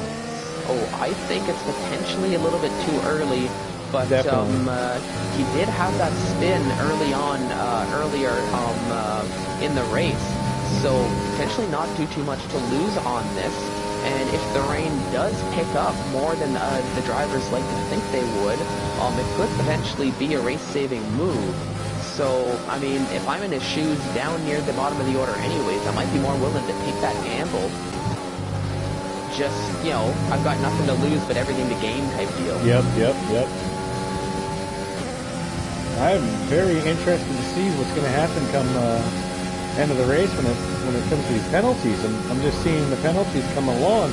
Big Bambino is trying to block Jer. Trying to hold off Jer. Yeah. It's a nice little battle that I've actually been monitoring as well. But even Infamous Pillars looks like he just passed Iceman elsewhere on the track. They're going side by side still a little bit. But it looks like Infamous Pillars just barely ekes out that blue and white car of Iceman.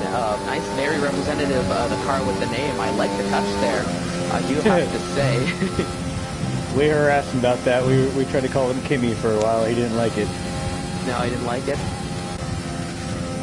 Oh well, I mean, I think it's a compliment if you're being called Kimmy. If I'm being honest. Yeah, I wouldn't argue that either. Oh no, but it looks like Jer was able to get past Big Bambino this time around on lap 13, up into 6th. But Big Bambino not really giving too much room to breathe. It looks like at least from what I can see from the gap. So probably just going to take that quick breather and put on those attacking goggles on and try to get that spot right back. Looks like Warren's is starting to fall back from Sweet. Sweet's got the newer tires. We got Warren's and Beefy on and Black Stig on 12-lap-old mediums. Oh yeah, that's the thing. Sweet Crown's doing sort of what he does in what we see him do a lot in. Oh no, we had a little bit of contact between Beefy and Warren's. Oh, that's not what you want to. That's not what you want to have. Especially amongst teammates as well. It's all nice to battle it out, but sometimes, especially in this team game, there's that extra little element as well to take into account that you don't want to hinder a teammate's race because of a battle on track. No, it was just the slightest of bumps. It was kind of like misjudging your braking point or the braking point. Oh, okay. So it's just a tiny little bit of contact, but nothing too crazy. Yeah, no, nothing too nuts. As they've got Carter right behind him. Warren is leading FIFA's leading the attempt of keeping podium with leading the charge. Warren's in third, and Stig trying to defend and make sure that Carter does not get passed. And Carter just got himself a 3-second penalty. 3-second time penalty for Carter, so not what he was hoping for. Not what he's hoping to see, but I'm actually noticing a few more drivers going on those intermediate tires. It's actually Iceman and J-Dunk, as they came out of the pits. They're giving those intermediate tires a shot. I think it's maybe now a lap later. I still think it's a little bit too early for them, at least when I'm looking at the onboard and what I can see in terms of the track condition. But of course, the drivers have a better feel of the track and the car compared to myself here in the commentator's booth. So I do trust their judgment at least a little bit on this. But it doesn't look like it's working out too much for Joseph Cozy. So I don't think it's going to work out too much for Iceman and J-Dub either for the time being. This has definitely stayed an interesting race. No one's running away with it. Well, I say that. Sweet's running away with it right now, but the rest of the grid seems to be keeping pretty close. Yeah, it's really staying very close. Then Stig actually working his way up the grid, actually overtaking FIFA Beefy, as FIFA Beefy, he's opting to go into the pits. And it looks like going in for those inners. Let's go. see if that's what's about to happen. And that was Warriors going in as well with them. So now it's Sweetcar 19 up in first. Stig in second, and Jer up in third, Big Bambino in fourth, so it's a bit of a barber's pole here for the top six. As Yep, we're it's switching ISRL, intermediates. CRL, 1, 2, 3, 4, 5, 6. There's 7 laps to go. I mean, is this tire change gonna help? I feel like it's about time for Sweet and, or our top, let's see, what is that, top 5? I feel like it's about time for them to come in and pit. Yeah, but now that the likes of FIFA BC and Warriors pit for inters, that might be a bit of a call to action. But the other question too is we saw Gnarly in that right in the midst of the battle of the intermediate tires, and he's still on the hard tires. So this could be, if he's gaining even with the hard tires, it might be a bit of an indicator that it may or may not still be the time for inters yet. But I mean, I guess we'll have to see and monitor these gaps as the laps go on. As we actually have a yellow flag. Oh, in sector Chill 1, Mo and that's Chill Mo. Oh no, we got another guy retired. Yes, this Chill Mo, unfortunately, retiring from the session. VSC. I think another. Yes, we have a VSC out. I'm actually going to ride with Assassin here just so I can hopefully see the car. But now with the VSC, we might see more drivers hitting. And yep, there we go, up into Eau Rouge. Eau Rouge takes another victim here. The likes of Chilmo and Azen seemingly both falling victim to, oh my goodness, to Eau Rouge. But here we go, yeah, so Sweetcar 19, he goes into the pits getting on the intermediate tires. Stig going into the pits. I think Sophion, he actually opted to stay out, so he's going to go at least one more lap. But it looks like other than that, everybody else has gone into the pits. This is where the change-up's going to happen. Yeah, so this is where we're going to see a bit of a shake-up. Still holding down P2. Sweet Crown had enough lead, it looks like, to still keep P1. Yeah, made enough of a gap to keep that first place. And he's got Sophie on there for company and potentially a little bit of backup as well. But Stig on those inters coming very, very fast. Jer leaves the section as he's going into the pits. Or coming out of the pits, it looks like. So not what he was hoping for as he exits his pit stop. So he's going to be very slow. Right as that wall of blue cars is flying by to do their turn down Eau Rouge. Oh no! And he just got disqualified. I did not see what happened there. I think he parked in the dangerous position of the track. So I think because he just had potentially no control of the car was probably parked right at the pit exit, and that's his race over just like that. So here on lap 16, we've got 3 ISRL drivers no longer in the race, but it's Sweetcar 19 in first, Sophion in second, with Stig in third. Which could definitely change things up when Sophion decides he's going to pit.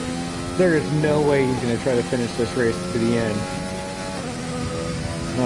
Looks like I think there's still too many laps. He's losing way too much time to Stig from what I'm seeing with the Night got a little crazy there. Yep, so as expected, Sophion is going into the pits now.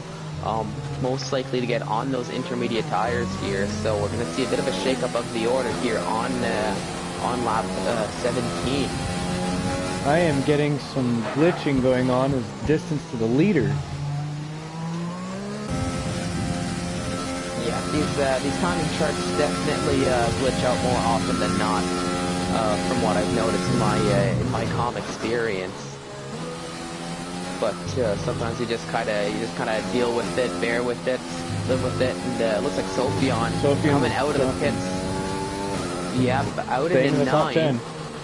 Yep, so still in the top 10, but he's going to have to watch out for the likes of J-Dog and Warriors, who are right behind them, and looking to gain some pace. And that's Equaz actually making a move on ISRL Carter.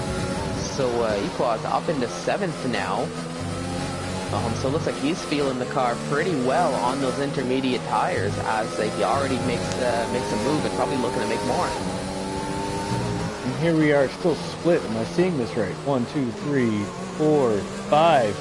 We are still divided amongst the top 10, 5 and 5, with these challenging conditions. Wow. Carter gets himself another 3 seconds. I'm telling you, these penalties at the end of this race is what's going to determine it. I don't think that what we're looking at right now is going to be the finish. Let's see, Equa's still too far back. Stig is trying to make up 17-second difference on Sweet Crown. Once he got in front, he was gone. Bambino still trying to find somebody. He's got FIFA right behind him. Knight is trying to catch up, and he's got Infamous. Infamous gonna try to make a pass, maybe? Yeah, looks like it. Looks like Infamous Pillars makes the move, so up into 5th. Actually a bit of a...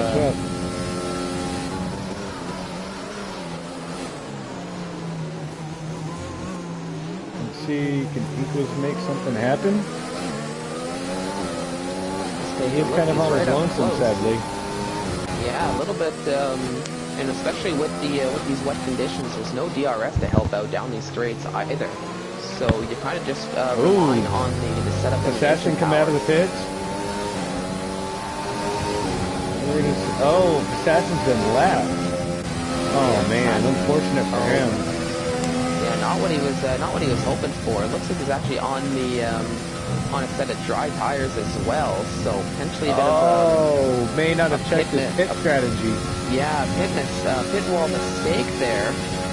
So that's a very easy way to make a race go from bad to worse. Not what he was hoping for, as he's going to have to trek. No, and especially around Spa, where it's a long track. It's a long way to trek around in dry tires in wet conditions, just to get back on those intermediate tires.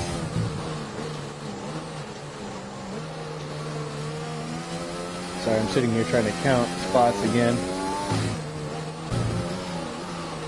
It's alright, I'm keeping an eye on this. As Assassin goes wide, Stunik is coming up to make a lap, and man, that hurts to see.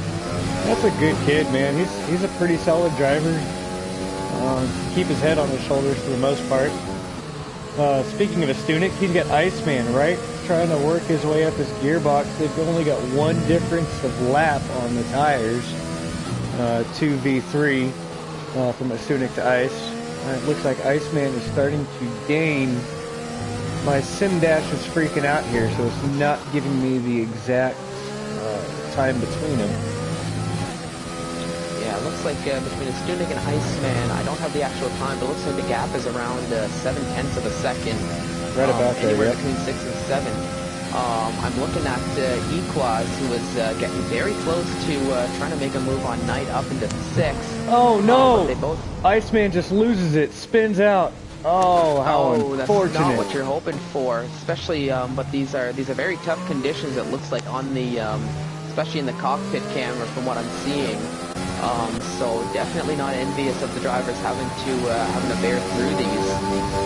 But definitely a spin is not what you're hoping for this late in the race. No. We got, what, 3 laps left? Yeah, about 3 laps and a little bit left. So not too much time now to recoup if there's a mistake made. Now I just saw Infamous Pillars. I think he passed FIFA Beefy to go up into 4th. So Infamous Pillars trying to make some moves late here in the race. But he's got a big gap to close if he wants any chance of the podium. That's currently being held by Sucrow 19, BLK Stig, and Big Bambino. So now what's different between this and an F1 race and how we usually do anything, really, is that we have decided to do points from P1 to P20, reverse the points. So P1 is going to get 20 points, P20 is going to get 1 point. So it's going to be really interesting to see, with this still being pretty split up, I believe. 1, 2, 3, 4, 5. Yes, it's still pretty divided as far as the points would go. JJ Dog is still need to make up some kind of time. Looks like he's probably going to still hold down a solid 10 points. However, Sofian and Carter seem to be riding pretty close. Yeah. And Beefy now. Beefy just moved down. Oh, they're playing. Oh no, I wonder if he had some kind of wing damage? Maybe. Maybe he's feeling it could be time for the full wet. It does look like the weather's getting that much worse, yep, but with only 2 laps left, that's still kind of risky. Yeah, it's a very risky move, but we'll have to see if that pays off for him. Because FIFA Beefy, he did decide to put on the wets. He's up in the 12. He's down in the 12. Sorry now, but now it's a matter of keeping an eye on the gaps. Will they be growing or will they be closing here with these last 2 laps? But I do have to agree with you on thinking it might not be the best time, given there's only 2 laps to go. Yeah, that's quite a risky call there. No, I feel like it's one of those calls where unless the whole grid does it, it's not really worth it. As we've got Sofian and Equaz going side by side here. A little bit of contact there, getting the elbows out, but nothing too hectic from what I'm seeing. Just wet weather driving at its finest here. And it looks like Sofian is able to go around the outside, but Equaz is not giving any room to breathe, as they're still basically side by side, but Sofian just barely able to eke out the move to go up into 6. But that was a really nice battle between Sofian and Equaz. Equaz threw almost seemed like everything but the kitchen sink at him. Well, he's definitely not giving up. He's still trying to hold on. Sadly, he's got 1 lap older tires, which really, I don't know if that's really going to matter at this point. I'd really like to see what track temperature and tire temperature are for each one of these drivers at this point. Who's pushing and who's actually just trying to maintain. It's interesting, but oh no, for unlucky for Equaz. There was contact? There was a little bit of contact. I think once again it's just the intermediate conditions. It didn't look like it was anything too serious, but Carter went and made a move down the inside. Oh, and some more loving right there. Didn't realize they were that close to friends. Yeah, and Carter actually gets the worst of it as Equaz back up into 7th, and J-Dog is actually able to get his way up into 8th. Oh, Rouge looks really difficult right now in this wet. That's something I'm yet to do, is actually this track in the wet. Have you? I think I've done it on time trial a few times. Not the best conditions, if I do have to say. Already, Eau Rouge isn't the easiest part of the track either. No, absolutely not. But I'm seeing definitely some tank slappers from all the drivers here. From what I'm seeing, it looks like FIFA Beefy. I was keeping an eye on the gaps. It looked like he was closing up. He was closing the gap pretty quickly. But he might have had a bit of an incident, because now he's right back up behind a Stunik, who he was basically getting really away from earlier in the laps. Your boy Carter here's got some fighting to do. He's got on the gearbox of JJ Dog and Equaz. Looks like he's struggling. Maybe these guys should have pitted quite a bit sooner for these full-on wet tires.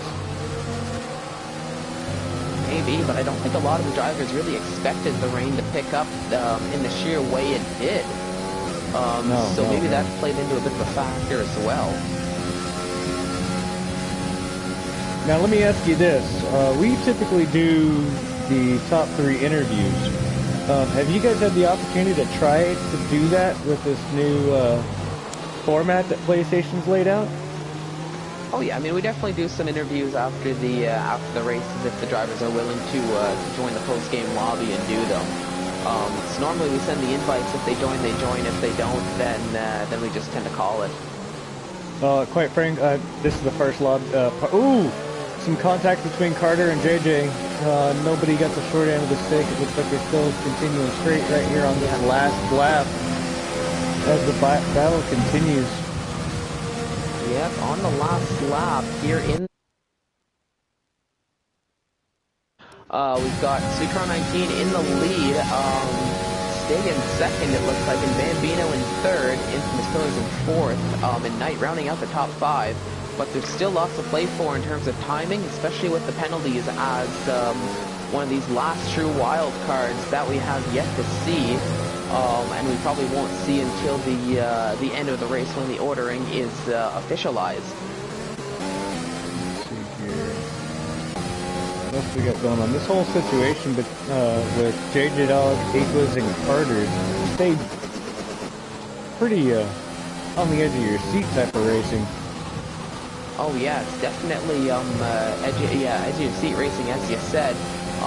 Carter's still in 9th, so J-Dog and Equos doing a good job of holding down those that 7th and 8th position, and not letting up as Sweetcar 19 crosses the line in first place to take the win of the Belgian Grand Prix here at Spa-Francorchamps. And it looks like Big Bambino making a move on Stig. Stig. As it looks like they're going through a start, and there's some contact. A nice little drift there by Stig, as it looks like he's still going to cross the line in second. P2. Big Bambino in third. Infamous Pillars right behind in fourth. Whoa, Infamous moves up to P3. Yeah, after penalties, up into third. So that was, I mean, almost catastrophic for CRL there. Oh, but thankfully, Stig was able to catch it. Oh, and, no! Oh, what's going on there? That, he hit the wall. Crossed the line. Has he crossed the line yet? Oh yes, they definitely crossed the line, as we can see. But wow, lots of shake-up. Equaz promoted up into 5th after it's all said and done.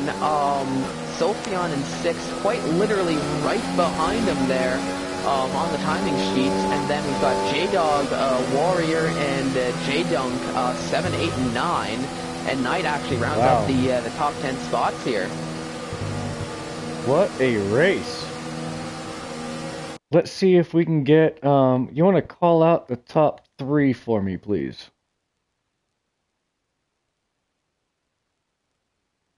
Okay, so he's on your list. I don't have him on mine. And then we had Stig and... Okay.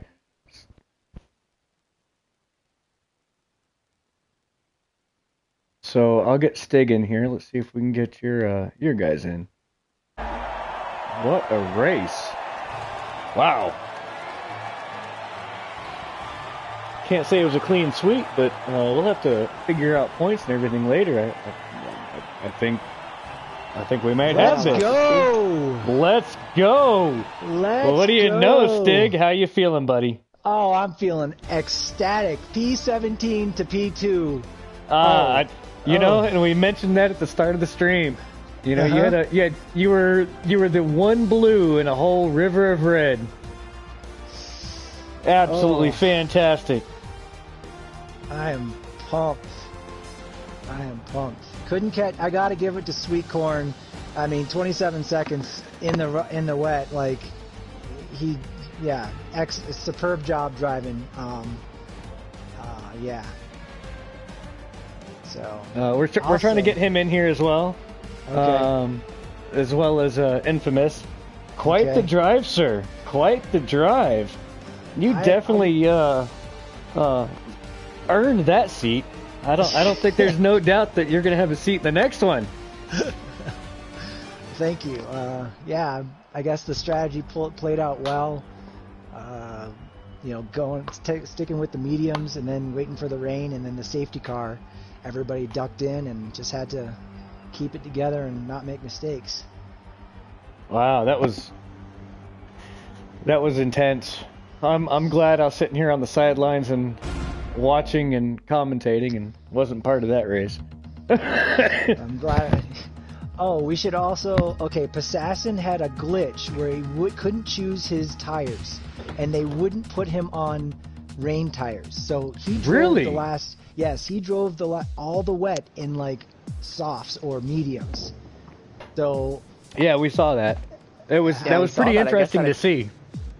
Yeah, I think that explains why he came out on those mediums there. Okay, that makes a bit more sense now. Yeah, he couldn't choose for some reason, and Jeff, it was even like well into the wet. Jeff was like, I think we could switch to the inters. It's like, Well, it looks like I think we just had Infinite come in. Yeah, we got Infamous coming in. Infamous, how you got the podium here? Albeit on penalties. How are you feeling after that race? Tired. Tired. Like, oh yeah, I guess know a little the bit bridge. late for you. It's like what, 1 o'clock in the morning? 10 to 3. 10 to Oh, 3. shit. Oh my goodness. 10 to 3. Well, Wow. Yeah, we'll try not to keep you for too long then. So you're probably looking to crash after this. No, honestly, like happy with getting P3. Had a bit of a rough kind of race, really, dropping all the way to the back, but managed to get up as far as I could. And when I saw what had happened in front of me in the bus stop, I wanted to try and go underneath both of them, but couldn't quite do it. Oh yeah, and something I gotta ask you, and actually both of you drivers here in the party, in terms of the rain, because I got a little bit of the pit wall here, but did you take the rain in account when planning your strategy, or did you just kind of roll with it on the fly? Just straight on the fly, just seeing how it was going. Obviously, we were all in a party chat, so just tried to follow suit as much as we could with each other and cover them off, but no, it worked out really.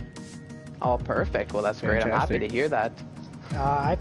We planned, I guess, with the party chat CRL guys, we were talking about it all the time. Once I was out of Q3, I was like, okay, we were actually trying to see if we should go on to hards, but we're like, no, mediums will be fine until the rain, and I was just stick with that plan, and it actually panned out for us, especially with the safety car. I wouldn't have been up to P4, P5 without that safety car, so it just worked in my favor. That was quite the race. I mean, especially for you, Stig. Come from back to being up there. Oh, that was awesome. And Pillars, Infamous. That was. Yep. We were sitting here talking about how it was strange that you were holding down the back of the grid pretty hard when you got provisional P1 and Q1. Yeah. After that. I bottled both Q3 laps. And then there too. The guy I was sharing the garage with was on the CRL's team, so. Oh, was it? Okay. He was always in front of me when I wanted to box, so I had to wait both times when I pitted. We saw that double stack. We weren't able to see exactly who it was that was in front of you. So that thanks for the clarification. That's kind of interesting that the game sorted out that way. It came up in qualifying on our side too, like an ISRL guy could be your pit guy. So it wasn't. It was like, oh, that could have come into play like it did. Unfortunately, it seems like for him, Infamous Pillars. It didn't seem to phase him none. No, but I think, I don't know if you have anything else to add, but I think this might bring us to the end of the stream, because I don't think Sucron19, I don't think he's going to be joining the party here for the interview. Okay. It's very late for him as well, so he probably wanted to get off and head to bed after the race. Well, good times were had. Really enjoyed that. That was a blast. I hope we can do this again sometime. I think we're going to look at trying to do another one of these league races so we can pick up a 4th league to do this with. Interleague stuff. Yeah, it could add an extra level of intensity there, having some. You could set up like a tournament. Some of the leagues there. Like if you get enough leagues, guys, do a tournament. These two versus these two, or if we have 6, do a bracket style, and then work towards who's the championship, and we can even have that sounds like a great idea. Yeah, possibilities cool are endless ideas to explore. But, from the CRL side, and I'm sure from the ISRL side, would like to thank you guys for joining us this evening. Some of our drivers have stayed up really late. I know we've got a couple drivers from the UK ourselves. Sounds like ISRL does as well. Yeah. And want to wish everybody a great evening, and I hope you enjoyed the stream. I think CRL is about to cut ours off. Yep, I think ISRL is about to cut ours off, so thank That was a blast. Yep. Watching at home, thank you so much for tuning in. And until next time, have a great night, everyone. Stay classy, San Diego. All right, let's see if we can find the right button. Here it is.